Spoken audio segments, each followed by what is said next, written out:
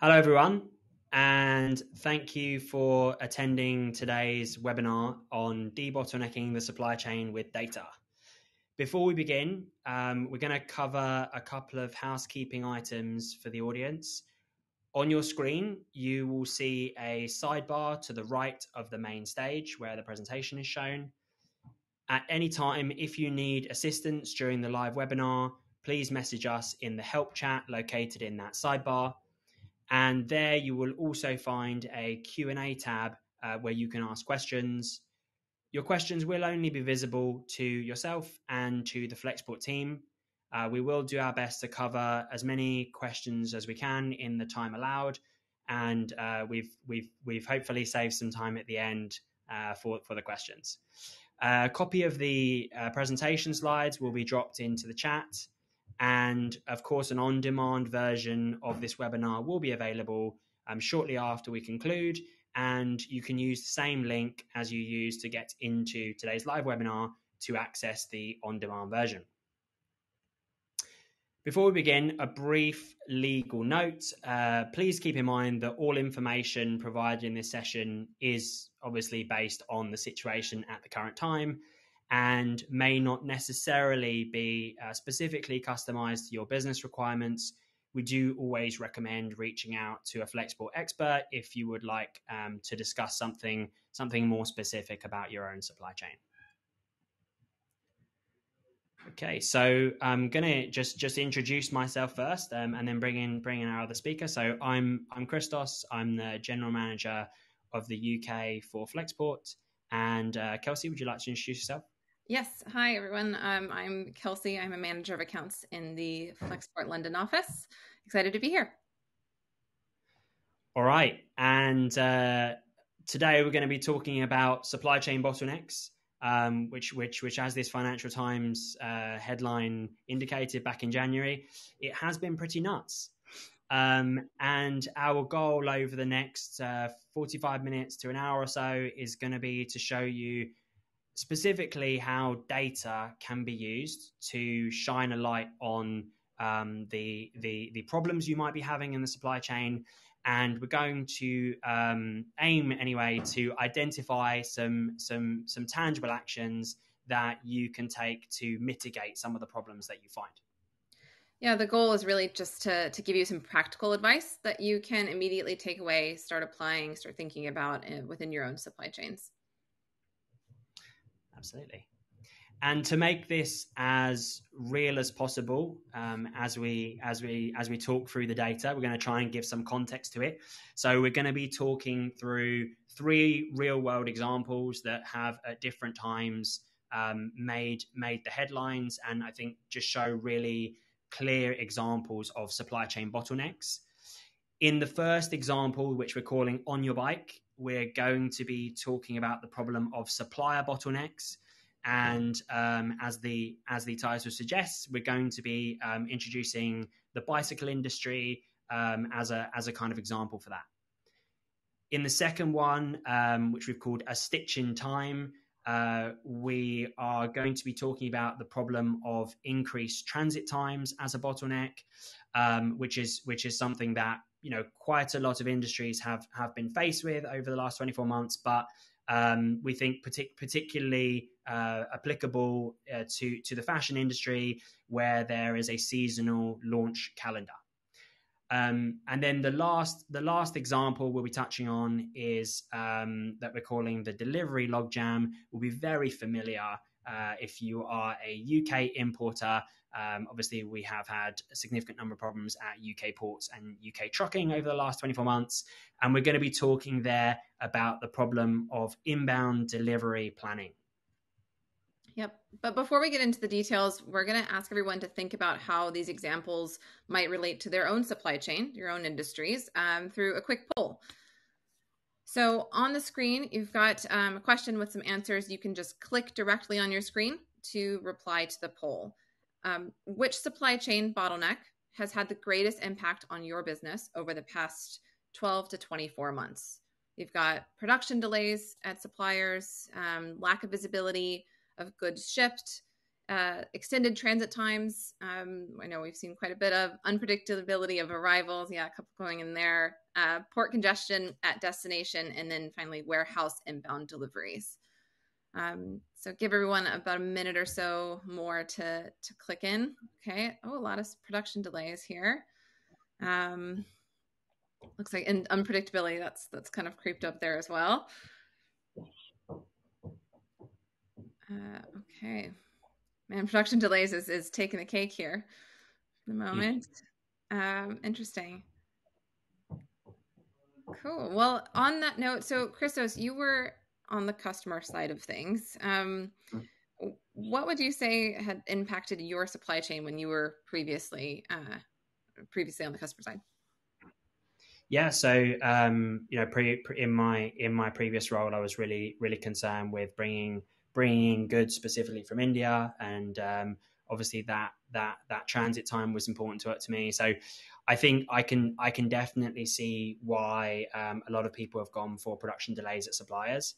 I think especially at the moment with the lockdowns in China, I can see that being a challenge. I think for me, probably I would have said a bit more on unpredictability of arrivals. I think for me, the certainly extended transit times don't help. I suppose to a certain extent, if extended transit times are consistent, then you can start to plan with extended transit times, as painful as that might be. But I think what we've also seen is just how unpredictable those transit times are.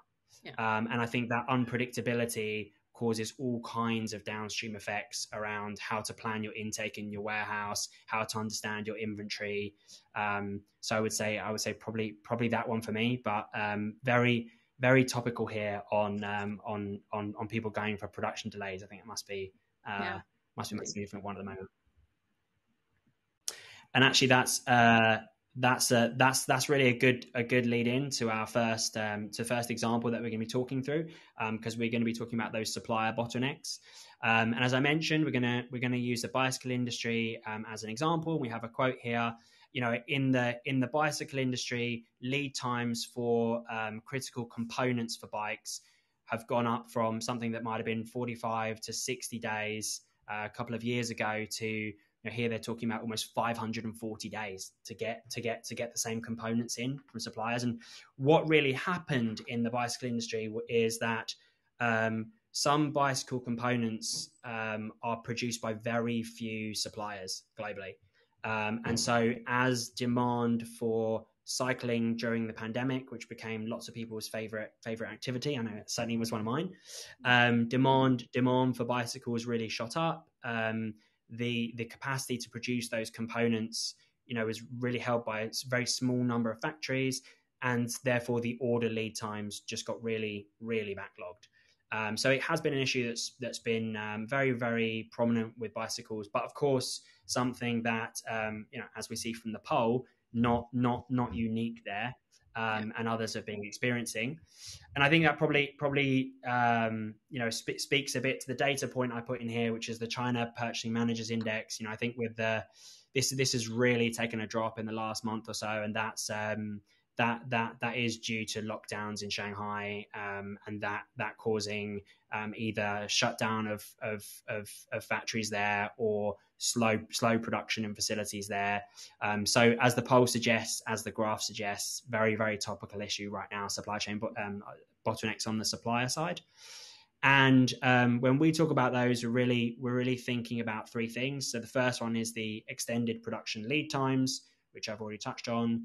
The second one is a version of that speaks a bit to the uncertainty, which is low supplier on-time performance, and that's really the problem of again not really being able to plan well or predict when goods are actually going to come out of factories, and obviously that has a significant knock-on effect downstream. And the last one, probably the least obvious bottleneck around suppliers, is inaccuracy of goods shipped. Because if you just think in terms of how long it's taking to get goods out, or how uncertain that date is, that's obviously a big part of the equation. Mm-hmm. But what we also see is, in that sort of challenging environment for suppliers, you don't always see the goods that you expected to be shipped on a shipment being actually what has been shipped. And that can be one of the most challenging to actually identify that problem is happening. But it's certainly a bottleneck. So, okay, Kelsey, let's have a look at some data around this, and let's see if we can start to dig into it a little bit. So do you want to start? Yeah, definitely. So you kind of highlighted some kind of more obvious things to look at, some things that are kind of hidden under the surface. So the way that I like to start this is really understanding what is driven by suppliers themselves. It's really important in that note to understand supplier behavior. That being said, something I like to always tell clients to keep in mind is that suppliers are not always equal. It's really crucial to understand the metrics at the supplier level so you know where to solve the issue. Some suppliers may be performing really well, really on time. And if you're looking at an overall number of supplier performance, you might not be able to see that certain suppliers are really missing deadlines and extending their production lead time, for example.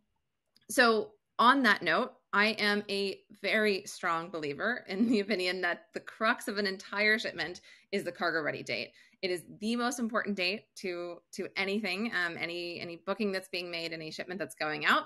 And to understand what's happening at origin, it's really important you know how suppliers are working around that cargo ready date. It's that focal point in which you can collect data. A couple of good metrics to start the supplier evaluation is the PO, cargo ready date, or POCRD, versus the actual cargo ready date. That's one. And then the second piece is the cargo ready date changes. So you're looking at how many times a cargo ready date might actually change over the course of a shipment, be it the day before cargo ready date, 2 weeks before cargo ready date. Understanding how suppliers are kind of behaving around that cargo ready date allows you to identify potential problem suppliers and then deep dive into their own performance. So once you do that, you can really understand at the individual supplier level, what POs maybe were on time or late, and by how much were they on time, how much were they late. I've done this exercise with clients before, and I've come to realize that whoever's issuing POs, maybe they attached blanket production lead times to all POs, when in reality, we've already seen, there's a material shortage, there's lockdowns, there might be some additional production lead time you need to incorporate. And maybe you're able to address this at a supplier level, but looking at how specific suppliers are performing against cargo ready dates, I think is a really, really key piece here to kind of start off your journey. And Kelsey, the cargo ready date changes. That's a metric that we talk about quite a lot, right? Yep. When we're looking at client data, and I think the thing that I find interesting about it is it's a very good leading indicator, right? You don't need months and months and years of historical data to kind of get a feel for where in which suppliers you might be facing more problems than others, because if you're seeing even a handful of shipments where the cargo ready date changes 4 or 5 times from the time it was placed, or is already kind of giving you an indicator. What you obviously have talked about cargo ready date being a really important one. I know you like it.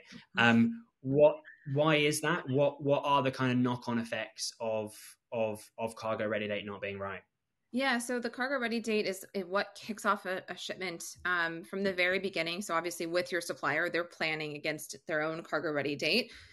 Your internal teams, not only your logistics teams, but maybe your other stakeholders that might not be directly involved, potentially purchasing or sales or warehouse, they're all looking at what that cargo ready date is and planning their own lead times against it.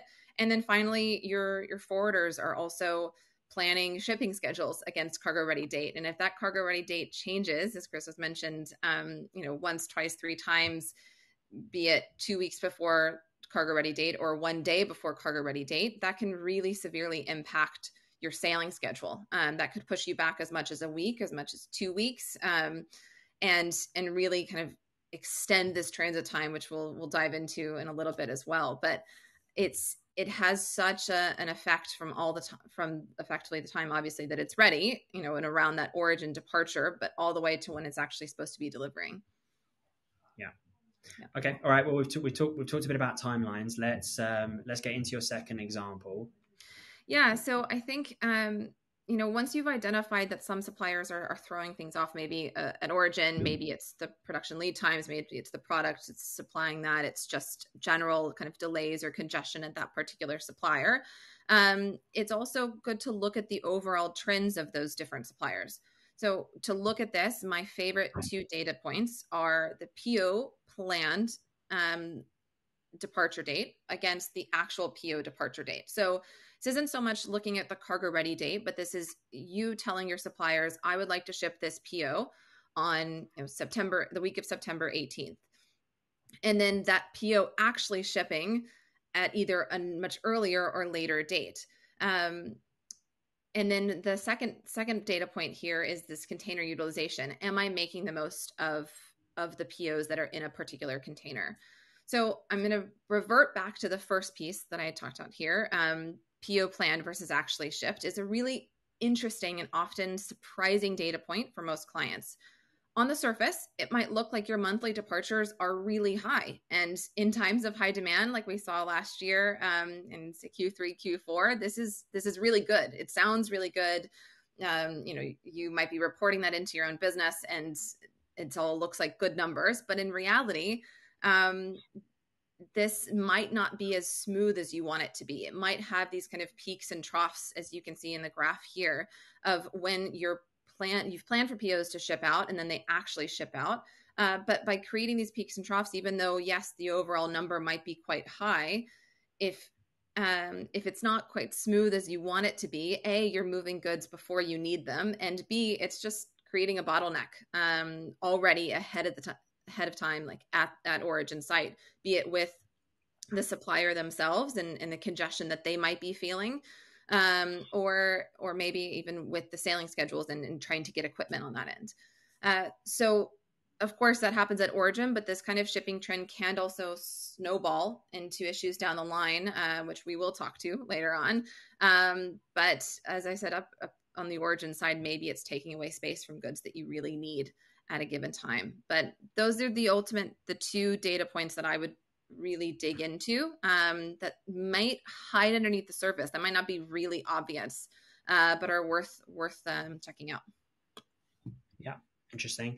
And I guess as we get to our mitigating actions, I think you've talked a lot about the first one here, which is identify the suppliers with the biggest problems, and you talked about a couple of data points you can do for that. And I think clearly CRD changes is a very good leading indicator for that. You also mentioned when PO is shipped versus when it was planned to ship, to sort of build up that picture of specifically where are you seeing those bottlenecks on the supplier side.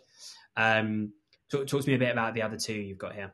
Yeah, so the priority list of SKUs, this kind of really speaks to that PO planned versus actually shipped, is understanding and providing a priority list to your suppliers. So it really helps all parties for you to give them effectively a list of, hey, I'd like this to ship first and this to ship last, instead of say, okay, I need these 100 POs to ship in the next month. That's what might create those bottlenecks, those ups and downs that create more congestion at origin than needed. So working with suppliers to create that priority list, I think, is really key. And we've seen this work for a number of clients thus far. The second piece is maximizing the loading of your container. I touched on this briefly by looking at container utilization, but I think it's something important to note. Are you using all of the space in that container?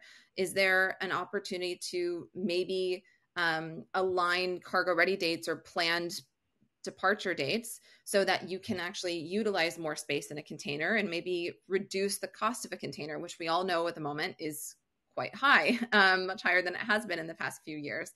So any opportunity where you have to consolidate, maximize the load, not only are you maybe saving cost on, shipping one less container, but you're also reducing the amount of equipment you might need, or the amount of space that you might need, and just get those goods moving faster and smoother. Yeah. I think also maximizing the load of containers is one of those data points that it's quite a lot of companies will make an assumption that they're probably doing that, right? Because they're obviously trying to plan in that way. But when we have a metric on this where we look at the actual cubic meters loaded onto a container versus the capacity of that container, can actually be quite surprising for clients to look at that data and see that what we thought was fully loaded was actually only 75% loaded. And then as you rightly said, like that just reduces the total number of containers that you need, which goes straight to sort of cost. And obviously, the fewer containers you have to ship for the same number of goods, clearly going to reduce bottlenecks. Yeah, definitely. All right. Well, let's move on to our second example, and this one, this is the stitch-in time. And this is the problem of extended shipping transit times. And we specifically picked the fashion industry for this as an example, just an example to call out, because with the fashion industry having a seasonal launch calendar, all of the POs and shipments are all planned in time for when goods need to get to market for that next launch. And as transit times have become really, really extended, that has become a very significant problem. And probably anyone who does seasonal launches will have felt something very, very similar. And this is actually something that we track data on at a macro level at Flexport. So we have this ocean transport indicator showing on the right hand side here, where we're measuring at a macro level the transit time between cargo ready date of shipment to arrival at destination port, or departure from destination port rather.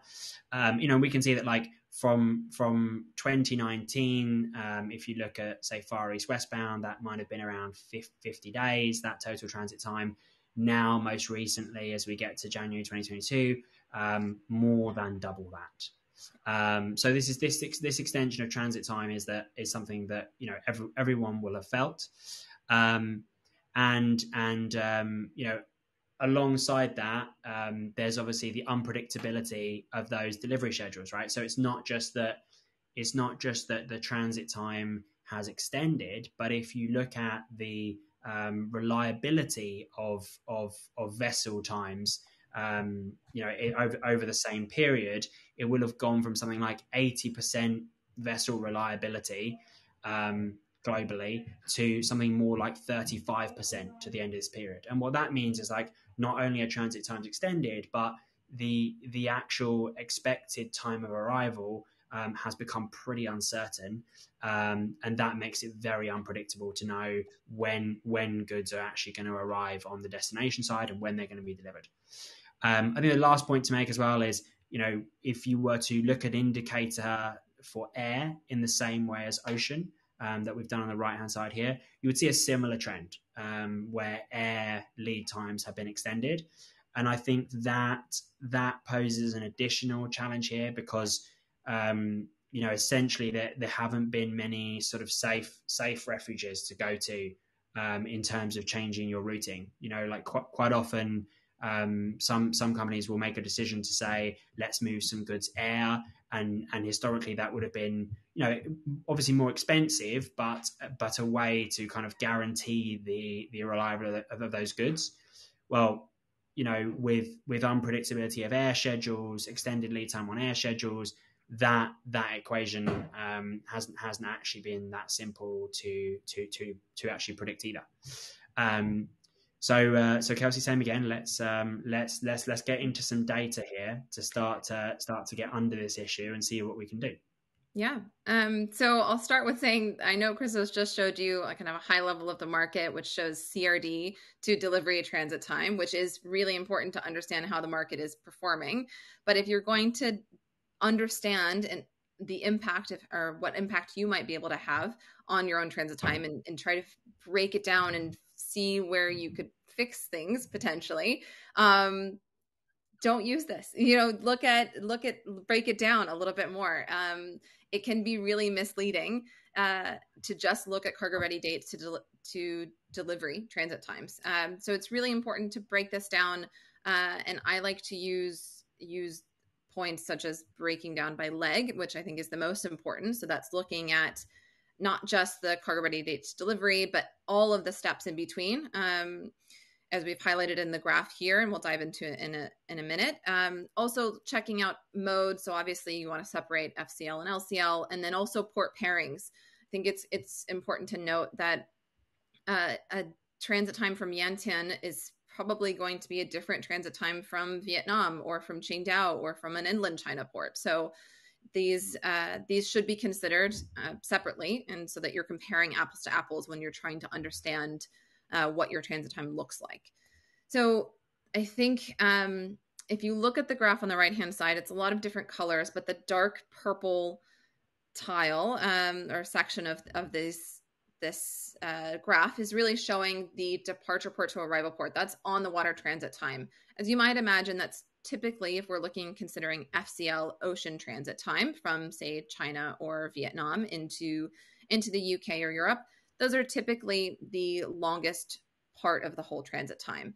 But maybe surprisingly, there are some other sections that really add up. So looking at things specifically at origin, be it the cargo ready date to gate in, so that's the time the cargo is ready from the time that it actually gates into the port, could be a lot longer than what you're actually expecting.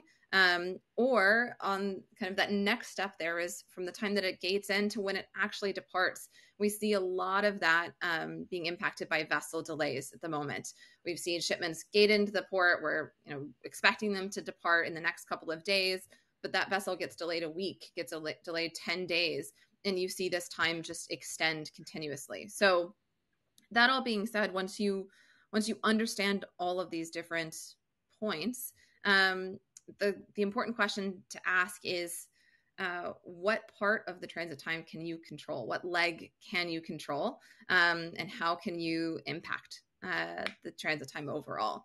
What can you do within your control to reduce that transit time? Yeah. And I think ultimately the answer to that is it's about looking at the origin and destination parts of the transit time, right? And that's why you show this chart. That's why it's so important to break it down into the different legs, because at that origin side or that destination side, you have a little bit more control than the actual main freight leg in the middle, which is largely going to be driven by market conditions. And I think the interesting thing for me is, if you were to look at this chart in terms of it being air freight rather than ocean freight, and this is something we were looking at the other day and digging into, okay, why are we seeing longer transit times than expected on some air shipments? There you're going to see that the freight transit time, probably only 1 to 2 days, and actually the most of the crux of keeping that shipment on track is actually going to fall in that origin time period. It's that sort of readiness of supplier, pickup from supplier, delivery into CFS, or on the destination side, pickup from the airport, processing in the CFS, delivery.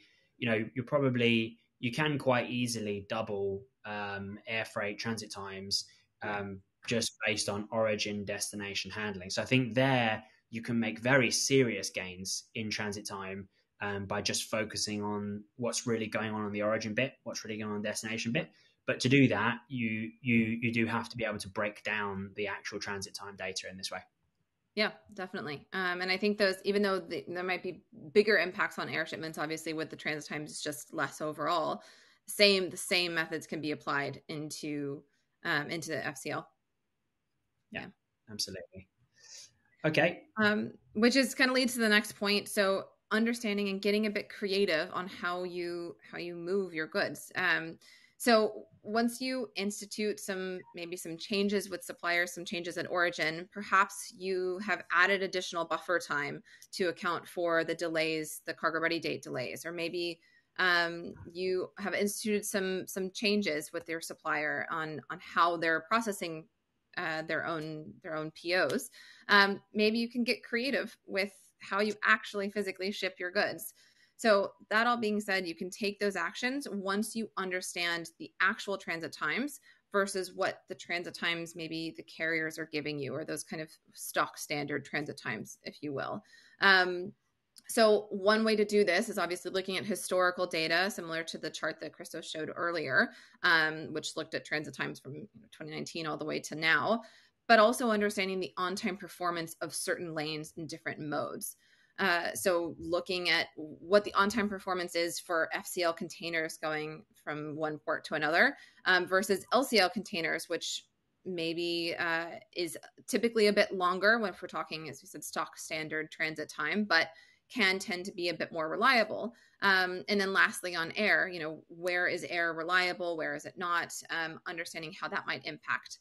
And then once clients kind of know and accept what that real transit time is, I think they're able to make decisions to actually solve for the real problems. One example being, does the impact lie in a part of the transit time that you cannot control? Are you just hit constantly with things that are happening on the water out of your control? In which case, maybe you need to look for a faster option. I mean, the obvious case is always air freight, but we know that's expensive. So maybe in a market like this, maybe we consider a sea air option. Where can we combine sea freight with an air option to reduce that transit time by maybe 10 days overall, if it makes that impact that you need. Maybe another example is the transit time delay happening prior to loading. Are you seeing equipment delays? In which case, maybe you look at LCL options, which aren't as reliant on equipment and loading equipment in large numbers. So I think it's a matter of, once you understand what that actual is versus planned, and be it you give it a buffer, you use some sort of on-time percentage performance to factor in what your real transit time is going to be, then you can actually plan and solve the transit time issues that you're looking at. Yeah. And I think the idea that I find quite powerful from what you're saying, Kelsey, and I think we've seen this metric being one that a lot of clients paying a lot more attention to now, is planning with those sort of real or live transit times. Right. Yeah. It's sort of moving away from relying on, what the quoted transit time is, to like, how is that lane actually performing? And I think the interesting thing there is, when you do that, you get to very different answers around the comparison between different modes. I think if you're looking at an ocean shipment and you're working off benchmarks that say, ocean shipment is 45 days, air shipment is 5 days. Well, actually, if the true performance of ocean is 100 plus days, and the true performance of air is more like 10 days, that trade-off is just totally different when you're looking at real data of actual transit times versus sort of quoted. Yeah, definitely. And then once you kind of understand what that is you're able to, you have the option, you have the ability to weigh up speed versus cost, obviously, but also the reliability. How important is that reliability? How much are you impacted by the unpredictability of transit times at the moment? And how can you get creative to mitigate that? I think is kind of the next action there. And then lastly, touching on what you mentioned before is live shipment ETAs. So this can be actually used ahead of time. So let's look at historical data. How have shipments actually performed? How can you use live shipment data to forecast, stock ahead of time and plan stock out? But also, how can you do it for your warehouse teams and your teams that may not be in the logistics all the time, but they're planning off of ETAs for their sales, for their demand, for their warehouse intake, et cetera. Don't just give that stock that one single kind of stagnant date of, oh yes, ETA is expected March 1st, and maybe we give a buffer of 5 days. In reality, the market isn't playing to a 5-day window, it's playing to a 10, 15, 20-day window. So making sure that you are able to provide that data, that insight into your whole team, and working to plan stock intake against live ETAs versus just one single one. Okay. All right. Let's, I think we're going to do a poll at this stage, second poll. We, in the original poll, asked questions around what has the, where people see the greatest bottleneck. On this one, we are asking more about current priorities. And the question is, which of the following supply chain management objectives has the highest priority in your organization currently? And as we see, the answer that's sort of making its way to the front pretty quickly here is reducing costs. I think that's always going to be a priority. I think I would be surprised if this one didn't feature. We also have improving operational efficiency, improving supply chain data, speeding up decision making, reducing supplier risk, meeting sustainability goals. Just give people another 30 seconds or so to put some answers in. Feels like we're battling it out between costs and efficiency, which is probably reasonable. I think interesting. Not much focus on sustainability goals. I think it's definitely something outwardly a lot of companies talk about, but I suppose it's been a definitely challenging time in supply chain to be focusing on anything else than sort of how to keep that core business going. So there we go. So reducing costs, improving operational efficiency, definitely leading the pack there. Though a bit of improving supply chain data, speeding up that decision making, which I would say are linked, sort of creeping in, but clear mandate there, I think, in the current environment of supply chains. Okay, let's go to our third example. So third and final example, we're calling the Delivery Logjam. This is about the challenge of getting containers from ports to warehouses. I think in our original poll, scored relatively high in terms of a bottleneck that people are seeing. I think certainly in the UK, there have been severe congestions at different times in Felixstowe, Southampton. We've had trucking shortages. So again, a well-known bottleneck to all of us here, and that's really what the chart on the right is showing. It's just a view of transport prices for trucks over the last couple of years, and that peak there in pricing is really that really difficult period of time in the UK when it became very, very, very challenging to get a truck to add to the port congestion, and so that became a pretty severe bottleneck here. And then how you might be experiencing this last mile bottleneck, let's call it, is either in late inbound deliveries, and that can be either because the container is held up at the port, it could be because it becomes challenging to secure a truck, or it could equally be that the warehouse is becoming full, and especially to the point, Kelsey, you made before, when you have inconsistent shipment schedules, you get this sort of feast and famine problem of containers going into warehouses, and that in itself can be its own bottleneck that causes late inbound deliveries. Obviously, you might experience this as port charges racking up with containers either held at ports or getting late back to ports. And then lastly, warehouse efficiency could be another knock-on effect of this. It's pretty difficult to plan warehouse labor with really inconsistent delivery schedules. Certainly a lot easier to be efficient when everything is running very, very smoothly. So final time, Kelsey, let's have a look at your data points for how we're going to dig into this problem. Yeah, definitely. Okay, so to start this off, I like to think of this as a quick win, as a quick couple of data points that you can look at, you can share with your team, and it will really, really help to optimize deliveries. And we love quick wins here at Flexport. I love them personally, so let's go for it. The first thing we think about is obviously you want to work with your warehouses to optimize the containers that you have coming in. And to do that, you really need to consider all of these three data points that I call out here. specifically last free day. So that's going to be the day, the last day before demurrage is charged. And then your warehouse demand, obviously, what is being requested from the warehouse? What does the warehouse need and urgently? And then lastly, I think kind of a tricky one is time to unload a container. So if you've got a container that you know is going to be take more than 2 hours or more than the standard kind of 1 to 2 hours, let's say it takes 3 to 4 because of just the way that it was loaded in, maybe don't plan that in the very beginning of the day, plan it towards the end of the day, so there's not really a knock-on effect. So when you're considering these data points, it kind of moves away from this method of a first come, first serve basis, or the warehouse just working blind against a list of containers that's coming in.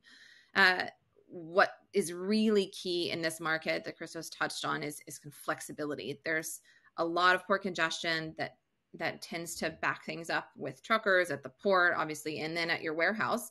Having flexibility is really the way to ideally get around these issues. And then obviously this visibility and working with your warehouse will also allow you to make decisions that work best for your team. So it might be that you are able to select or pick a container that's about to incur demurrage to bring in before maybe when you need, your warehouse thinks that they need 2 days from now. Or maybe you do have to make a tough decision and try to decide, okay, am I going to pay demurrage on a container, or am I going to bring in this container that my sales team is screaming for? Either way, it's this visibility, this opportunity to look at these data points and work through them gives you the chance to make those decisions, which I think is probably better than not being able to make them at all and then being blind to what's happening and getting slapped with maybe a demurrage bill down the line. So Kelsey, I think in terms of the last free day, that's definitely the data point that's pretty easy to attach to the container. We find there's often a bit of a trade-off between that and bringing in the goods that are of highest priority. How do you get data points around what's a priority container or less of a priority container? How do we typically think about that?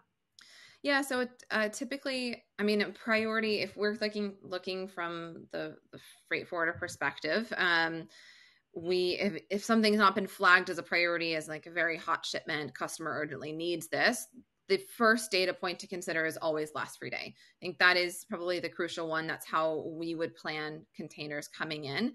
Is this going to incur demurrage or not? This is going to incur detention. Do we need to get it back to the port or not? So that's always the kind of the first key point. But I think it is important to consider the demand and consider what the clients actually need, which is why I bring up this warehouse demand aspect. Obviously costs are going to be involved. We saw a lot of people are trying to reduce costs. So that's avoiding a last free day sort of situation. But in the event that you're trying to optimize what actually comes into your warehouse and out of your warehouse in a really timely manner, that's where the warehouse demand conversation comes in. And it's important to maybe get a priority list from have a client provide that priority list to their warehouse or vice versa to the warehouse to freight forwarder or trucker or haulier, and make sure that there's kind of an open line of communication, because as I said, flexibility is key. If that means maybe a later night delivery or a weekend delivery in order to avoid a last free day or a warehouse missing a PO situation, then that's maybe what needs to happen. Yeah.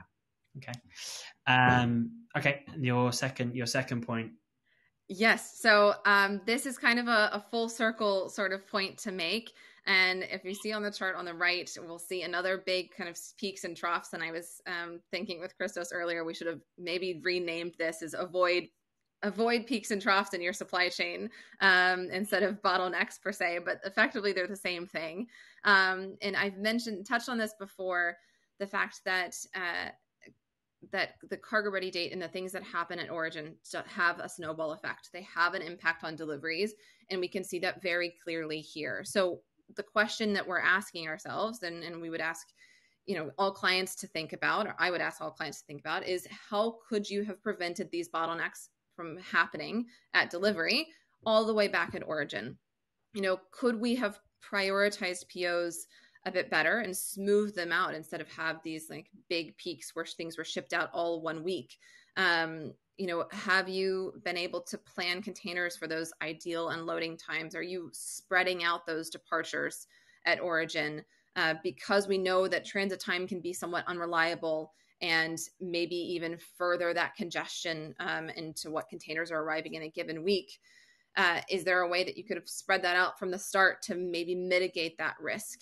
Really, it's about going back to the beginning, keeping things as smooth as possible from the time it actually departs. That's going to really heavily impact how you plan your arrivals going forward. Yeah, absolutely. And I suppose that goes to the first point here. You really have to have engagement from the warehouse in order to do good optimal delivery planning.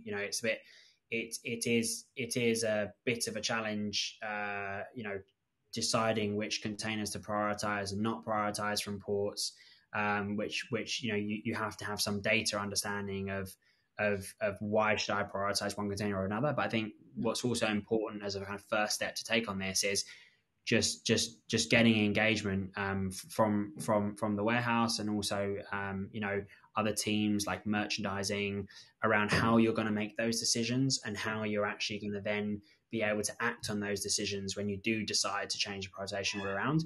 I think definitely can get into a mess pretty quickly without everyone sort of aligned on how you're going to go about this prioritization. Yeah. And one thing I even meant to mention before is plan and optimize these with your warehouse ahead of time. Don't wait until the containers have arrived, or whether I would tell my clients not to wait until the containers have arrived to plan those deliveries with their warehouse. Do it 2 weeks ahead of time. And then that comes into play, using the live ETAs. We know that 2 weeks before arrival, the ETA might still change, but at least you have that forward visibility. Your warehouse has that forward visibility to optimize delivery planning and kind of be prepared for what's coming down the line.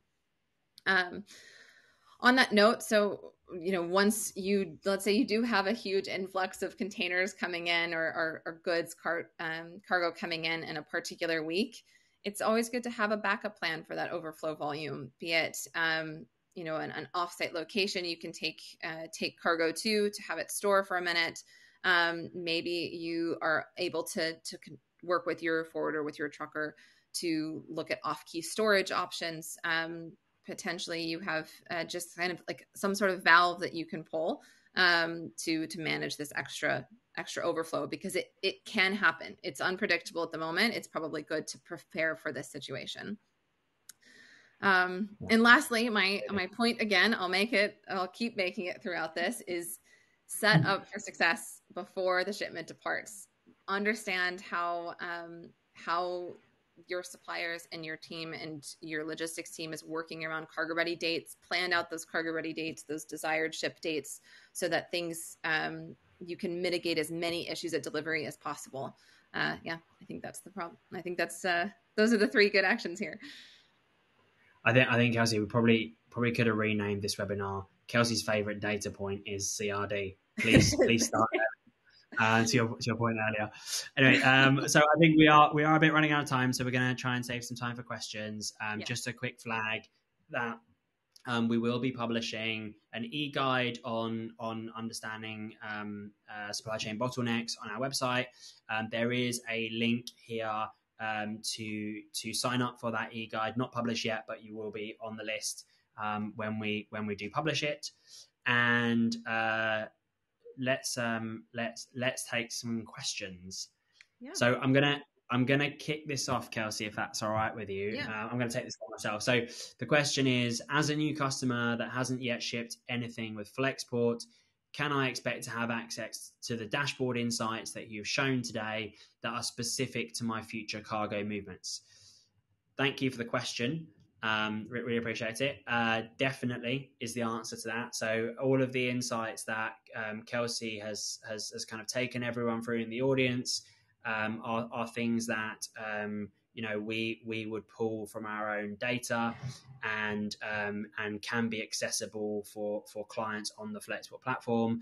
And these are the types of insights that we use when working with clients to help them understand their supply chain better and sort of help to solve the problems together. Like, we would always start with the client specific data in the platform, and it will look a lot like this. So that's that one. There's one okay. here. I think I can hop in on this one. So, Yep. got another question. How can we reduce time between CRD and actually shipping? Great question. This is definitely certainly part of what we've discussed here. I think the biggest thing that I would suggest doing is looking at the data and understanding what your suppliers are doing between that time. So, at what point are you issuing the POs or issuing your goods to your suppliers?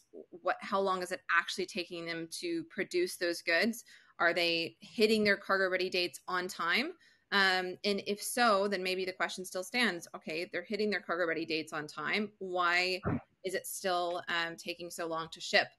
The second question I'd ask is, are they booking this with your forwarder on time? Are they booking it on the same day as the cargo ready date? Because that's going to extend when you can actually get a sailing, and it's going to increase the lead time between cargo ready date and actually sailing. So I think it's still kind of to this point of understand how cargo ready date behavior is managed by a supplier, but also not just cargo ready date, actual booking dates, actual ship dates, when they're able to load the containers, maybe even documentation. There are a lot of different data points that you can look at, but really understand that behavior, I think is key. Yeah. But I think just on sort of start simple on this one, yeah. I would say the one that we probably use the most often, Kelsey, is booking to CRD. Booking to CRD, right? definitely. Because that's basically saying, at what point did the supplier, from the moment they knew when the goods were going to be ready, book that shipment with the forwarder? I think that's probably the one that's the easiest to impact, I would say, and is a kind of good conversation to take with suppliers. And I think, similar to your point about CRD changes, Kelsey, I think this is one where, like, you are going to see some variation between different suppliers in terms of when they place that booking with the forwarder, and it actually does have a pretty big impact on when it's going to get shipped from the CRD date. Very big. Yeah. We always as a general rule suggest bookings be placed at least 2 weeks in advance. Earlier the better kind of thing, but it's a good one. Yeah. We've got another question here. I'll read out. Is there data availability of CRD to cargo loading date for FCL, LCL, air timelines per lane, i.e. CRD hit on time, when to expect that shipment to sail, or how long after the collection it will likely sail? So I can start off and then Christos jump in if you want. So definitely data availability of cargo to CRD to cargo loading date. Yes, there are expectations, and this is something from our perspective or mine as we're working through with clients is setting these expectations up ahead of time. So understanding what you guys are looking for. Typically CRD to loading date for FCL, we like to say is 7 to 10 days, assuming these things are booked on time. And then LCL and air, similarly, we would set that expectation ahead of time, and you should probably communicate that with your forwarder, and then kind of manage KPIs or those key performance indicators accordingly week over week. I think whenever a shipment is booked, ideally you're receiving an estimated transit time, an estimated lead time for the time that the cargo is ready to the time that it actually is delivering. And that's an expectation that you should have either with your forwarder or with your client solutions manager, whomever you're working with. Yeah. I think maybe the easiest way for me to answer this one as well would be just how we do it, right? So, for us, you can have a look on the platform and pull historical data on CRD to departure timeline, and you can look at that by mode, by trade lane, all the things that Kelsey has suggested. Break that down. I mean, you can look at it by supplier. all the things that Kelsey has suggested in terms of breaking down a shipment to understand it. And then as well as Kelsey said, is like looking at that lead time when you get the schedule for the shipment. Yes. All right. Okay, I read out the next question here. Yeah. When we look at CRD to actual shipped, can Flexport provide more insight into that data to identify the reasons that have caused a long lead time here, to make it easier for the customer to identify? So looking at CRD I think I think that's something that is pretty useful. The way we kind of typically think about that is exception reasons. So if you would expect that CRD to departure time, being sort of, I don't know, on FCL, let's call it for argument's sake, 14 days. We want to see exception reasons for shipments that go beyond the 14 days, and that exception reason data can be pretty useful when you aggregate it and then say 20% of the time when we didn't get the sailing within 14 days of the CRD, it was driven by the exception reason of equipment shortage. That's typically a way that we would go about dealing with this one. Yeah, I like a couple of ways we do kind of this review on a weekly basis with a client of mine. We look at all those reasons. They can be anything from equipment delays, vessel delays, maybe the cargo didn't end up being ready on time, or maybe there was a shipment that got rolled for one reason or another. So there are a lot of different exceptions, and I think just identifying those kind of ideally on a weekly basis will give you the most insight as to what's going on. Yeah, absolutely. Okay, I think we are getting pretty close to the time. Yeah. And our friend in the green room is nodding vigorously. So I think we're going to have to call it good. So thank you to everyone for joining the webinar. Really appreciate your time. Really appreciate you listening to what we put together. That concludes the webinar for today. We will you will get a copy of the slide deck and access to the recording emailed to you. And if you do have any follow-up questions about how you can understand your data better, or some data points that you can look into to uncover those bottlenecks, I really like the questions that came up on the webinar. Do feel free to reach out, and Kelsey is always very happy to have that conversation, of course. That's what I'm here for. Yeah. All right. Thank you, everyone, and enjoy the rest of your evening.